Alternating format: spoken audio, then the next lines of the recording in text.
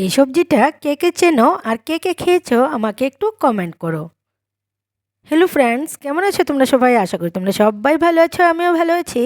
সকালে কাজকর্মগুলো করতে করতে এদিকে আমার হাজব্যান্ড বানিয়ে নিল ম্যাগি আর বান। খুবই ভালো হয়েছিল খেতে। আর বুঝতেই পারছো, সকালে কাজকর্মগুলো যদি আমি করতে যাই আর আমার জন্য কেউ যদি ব্রেকফাস্টটা রেডি করে রাখে তাহলে কতটাই ভালো লাগে। কারণ খাওয়া দাওয়া না করে তো আর বেশি কাজকর্ম করা যায় না। আরাধ্যা গুঞ্জন লিখেছে, আর কত সাজবি রে বান্ধবী। আমার ওই সাজগোজ করার ভিডিওটার মধ্যে ও কমেন্ট করেছে। আরাধ্যা গুঞ্জন প্রায়ই আমার ভিডিওতে কমেন্ট করে থাকে, তাই আজকে আমি ওর নামটা শো করলাম। এই সবজিটার নাম হলো জুমচাক, আর এটা যে রেসিপিটা হয় সেটার নাম হলো ইরম্বা। আর দেখতে পাচ্ছ এটা খুবই একটা পুষ্টিকর খাবার, তাই আমি ভাবি যে আমার মেয়েরা খেলে ওদের খুব ভালো হবে, তাই আমি এটা বানাই। আর দেখতে পাচ্ছ সবগুলো সবজি আর মুসুর ডাল দিয়ে আমি প্রেশার কুকারে সিটি দিয়ে নিলাম। এবার চুমচাকটাকে একটা থালে তুলে রেখে একটা গ্লাস দিয়ে ভিতরের সবজিগুলোকে একদম চাপ দিয়ে একদম ক্রাশ করে নিলাম। আর জুমচাকটাকে এবার আমি ভেতর থেকে দু টুকরো করে চেঁচে বিচিটা বের করে বিচিটা থেকে খোসা আর ভেতর থেকে একটু চাছা নিয়ে নেব।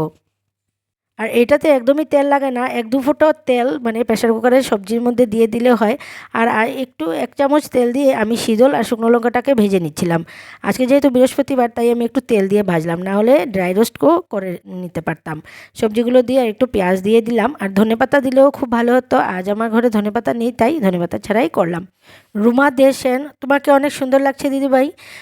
কয়েকদিন থেকে উনি আমার পেজে যুক্ত হয়েছেন, খুব ভালো ভালো কমেন্ট করেন, ওনাকেও তোমরা ফলো করতে পারো। আমার খুব ভালোই লাগে। আর যেহেতু স্বাস্থ্যকর খাবার তাহলে খেতে কোনো অসুবিধেই নেই। এটা মণিপুরি জাতিরা খেয়ে থাকে, ওদের একটা প্রিয় খাবারের মধ্যে। অনেকেই আছে মণিপুরির মধ্যে যারা ইরম্বা ছাড়া ভাত খেতেই পারে না, তাই ওরা জুমচাক থাকুক বা না থাকুক সিজনের ওরা ইরম্বা অন্যভাবেও বানায়। মেনি মেনি থ্যাঙ্কস তোমাদের, তোমরা আমাকে যে এভাবে কমেন্ট করছো, সাপোর্ট করছো। তাহলে দুপুরে রান্নাবান্না শেষ করে এবার তো আর খাওয়া দাওয়ার পালা। আর দেখতে পাচ্ছ শুটকি তরকারি, ট্যাংরা মাছ ছিল যেটা আমি দেখাইনি তোমাদের, এদিকে ইরম্বা, এদিকে শসা, আর এদিকে ছিল ভেন্ডি চচ্চড়ি। তাহলে আজকে দুপুরের লাঞ্চটা একদম জমে যাবে। খাওয়া দাওয়া শেষ করে সন্ধে পুজো দিয়ে চলে গেলাম একটু ঘুরতে। প্রথমে গেলাম আমি মন্দিরে। মেয়েদেরকে আগেই শর্ত করে রেখেছিলাম যে যদি যাই প্রথমে আগে মন্দিরে যাব, আরতি দেখব, তারপর তোদের কেনাকাটা। তারপর গেলাম বিশাল মেগা মার্টে। আমার ছোটো মেয়ে তো গিয়ে বারবি দেখে ও একদম হতভম্ব হয়ে গেছে, কোনটা ছেড়ে কোনটা নেবে। তারপর ও পছন্দ মতন একটা বারবি নিয়ে নিল, আর আমার বড় মেয়ে বলছিল ওর নাকি ভালো লাগেনি, তাই ও নেয়নি। কিন্তু আমার ছোটো মেয়ের একটা বারবি চাই, কারণ এই ভ্যাকেশনে ও ওই বারবিটা দিয়েই খেলতে চায়, তাই ও একটা কিনে নিল। আর বড় মেয়ের আর কিছু পছন্দ করলো না, তাই সেখান থেকে বেরিয়ে চলে গেলাম আমরা কিছু খাবার দাবারের উদ্দেশ্যে।